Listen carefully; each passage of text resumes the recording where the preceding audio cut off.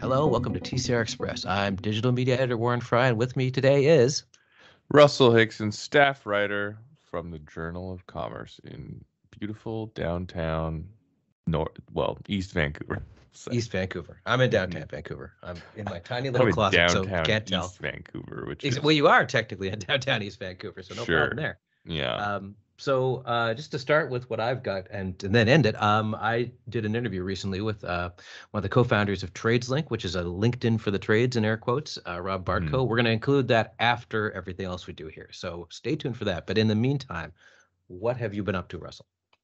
Well, we recently published a story that I was working on about Vancouver Island Construction Association's Tailgate Toolkit program, which is a program to destigmatize conversations about mental health and substance use, as well as try and connect people with various support for harm reduction.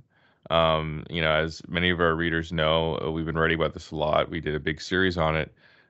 Substance use is killing a lot of people in BC, especially men, and especially men in the trades and transport industries. That's kind of our major demographic, so it's really adversely affecting the construction sector. And the program's been going on for a bit now. It was developed last year and implemented. And the province recently awarded it a $1 million grant to expand into the rest of the province. They heard about it. Vancouver Island Construction Association didn't lobby the province for this. It's not like this is something they were begging for.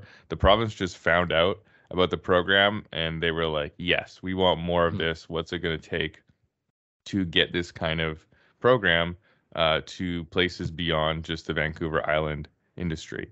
And so, over the next 18 months, that's how long the grant time frame is.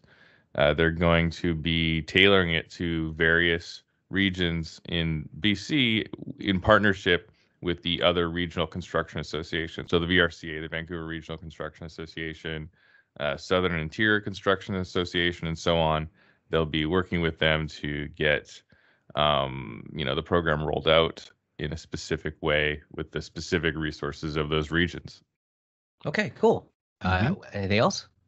Yeah, as anybody who lives in the Lower Mainland knows, we recently had a significant flood and mudslide, landslide event that knocked out many of the major highways to the Lower Mainland, and we're still seeing the impact of that, especially in lumber prices and kind of materials. And I've been speaking with lumber industry experts, and I'm going to be having a story on this soon about how they're being impacted. And it's not just the atmospheric river event. It's also ongoing disputes with the United States, which decided to double duties on lumber, and a few other things. So there's a lot going on with lumber. When you go to Home Depot and you look at a piece of pine and wonder how could it cost that much? Well, we're figuring it out. And in the East Daily Commercial News, staff writer Don Wall recently wrote on the evolution of transit-oriented developments in Ontario, or as they are now referred to, transit-oriented communities. Ontario's massive commitment to new transit over the next decade represents a major opportunity for community building, he writes, but panelists gathered for an Urban Land Institute Toronto discussion on the subject, and they argued that planning and collaboration must be improved to ensure there are lasting benefits for everyone, not just developers. A new paper prepared by ULI Toronto and the Future of Infrastructure Group identified a dozen barriers that, if not addressed, will prevent Ontario's upcoming portfolio of transit-oriented communities from reaching their potential. What's at stake, explained Rowan Mills, Vice President of Colliers and convener of the January 13th ULI panel, is a generation's worth of transit spending. The government has pledged to spend $61.6 billion on transit across the province in the next 10 years. And how well that spending will stimulate strong communities.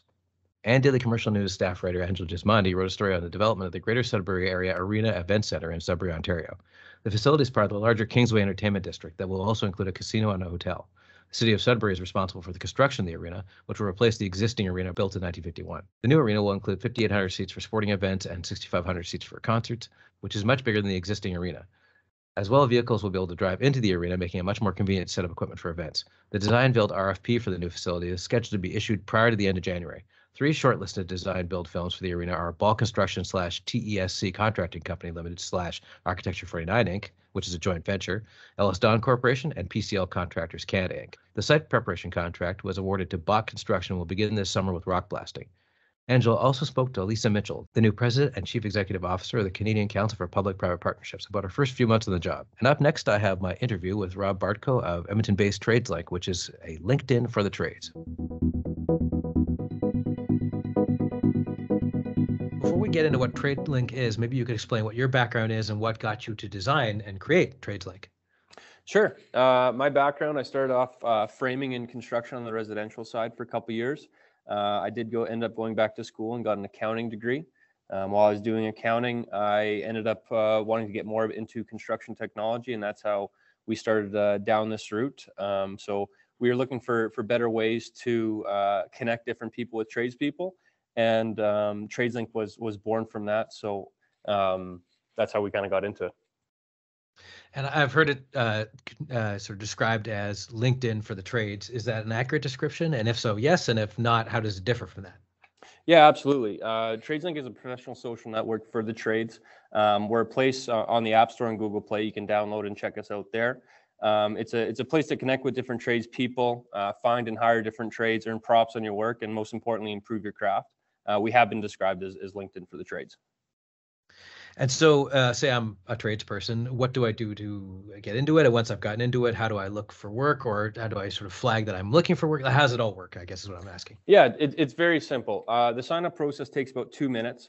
The way that we built it is we built the TradesLink profile to act as an easy-to-build digital resume. When we were going through this, we realized a lot of tradespeople have difficult time keeping their resume up to date because they're moving from job site to job site or project to project.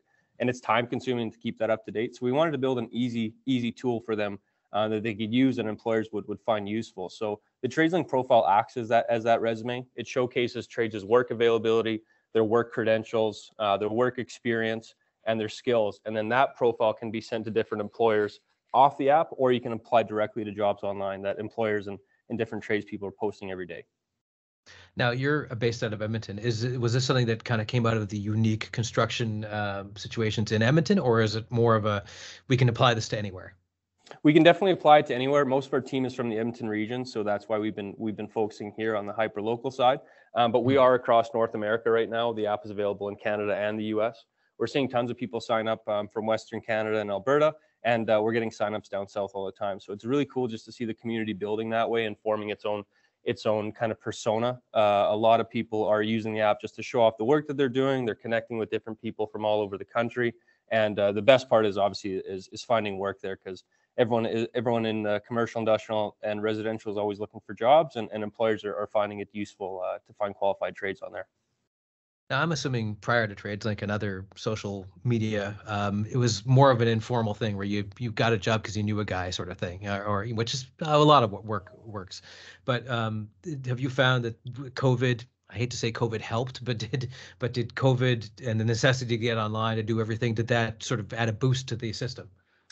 Yeah, I would say it helped for sure. What we're finding is that a lot of our the other normal courses of action, the Indeeds out there, the monsters, they're not doing the right thing for the construction industry as a whole, and it's becoming expensive for employers to hire on there. So what we wanted to do was come up with a solution that worked for everyone, where trades had a community of their own, and then also could allow different recruiters to contact them or employers to contact them if they're willing. So that's kind of what's helped us out there, and the COVID being kind of giving us a boost on the online side. A lot of more people are used to connecting online now, and that has helped us. But I think the community as a whole is something that just has been building with TradesLink, and that's why people are seeing so much value in it. And what are some of the unique things to the trades, or the construction industry generally, that you wouldn't find on, say, Indeed or Monster or whoever else, or ZipRecruiter, but you will find on this app? Well, like I said, TradesLink is for the trades only. So something that you wouldn't find on there is that community aspect. Being able to post different work opportunities on there, or if you're an apprentice and you want to ask questions, we have different types of posts that help the users interact with the app. So we have, photos or videos of the work that you're proud of. You can ask questions and get answers by other experts in your field. You can post educational tips and tricks. So, if if you've been in the trade for long enough, you know, a good little tip that could help out an apprentice. You can post that video and can interact that way. There's construction humor and obviously construction fails on there that you can give people a laugh, and then the job postings as well. So it's just a really cool dynamic within the social feed to get all the different aspects, all the way from the community aspect to the learning aspect to the employment aspect, and it's all combined in one then. And we're very unique that way. No one else is doing it the way we are, and we're seeing a lot of users sign up and interact with the app every day. Yeah, the community thing is all new to me. That's the sort of thing you really only ever saw on LinkedIn, I guess, if I could think. So what have you seen? You said people are connecting. What have you seen sort of organically grow from the app because of that? I guess organically, we've been seeing a lot of just employment opportunities pop up. A lot of people finding different construction practices across the country that are useful to them, and so just the sharing of knowledge is something that I'm really I've been really liking to see on there. So just that kind of whole community aspect of connection across the country on a trade specific platform is what's been organically happening. Okay, and what are some, I know you don't want to give away all your plans, but is there anything in sort of in general terms you could tell us that you want to plan forward for this app to do? The one thing that we're working on right now is working with some larger employers to be able to connect on the app and to search for qualified candidates within their area. So something that we're rolling out here in the near future is employers will be able to get access to an advanced search tool on the platform. What they can do there is they can search for qualified trades based on their work availability. So something that's really unique to TradesLink is that each user is able to set their work status. If they're looking for work, they have a big green label at the top saying that they're available for work. If a project's ending, say at the end of the month here, they can say that they're looking for work starting February 1st, 2022. Or if they're not open to any new work opportunities, they can say so, and then no recruiter would be able to contact them. So it's allowing the employers to reach out directly to the people that are willing to work and are looking for the work. And that's what we're finding a big uptick in. So employers can search for individuals' work availability. Like I said, their different trades and their credentials, and then communicate directly with that potential hire there. And that's something that we're finding is really taking off, and people are really enjoying that. And you mentioned education. Is it more informal and people putting their own stuff up, or are you finding, say, associations are coming to you and going, hey, this is a good way for us to get our message out? Both. Right now, it's very organic, just from different users using the platform and posting their own knowledge. But we are having, for example, over here in Alberta, Skills Alberta, reaching out and looking for different opportunities on there. But a lot of it, I would say right now, is just organic users posting their own tips and tricks that they've gained throughout the years, and that's really seeing to help out the younger audience. Okay, and if there's anything else I haven't mentioned about this app you'd like to mention, what would that be?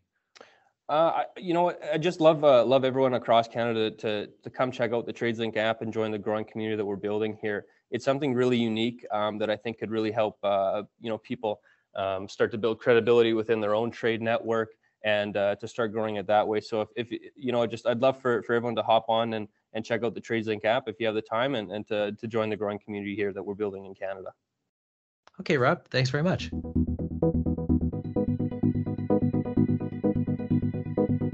If you'd like to hear more of TCR Express or our Friday podcast, you can listen to us on Amazon Music, Apple Music, and Spotify, or on the Daily Commercial News or Journal of Commerce websites. Thanks for listening.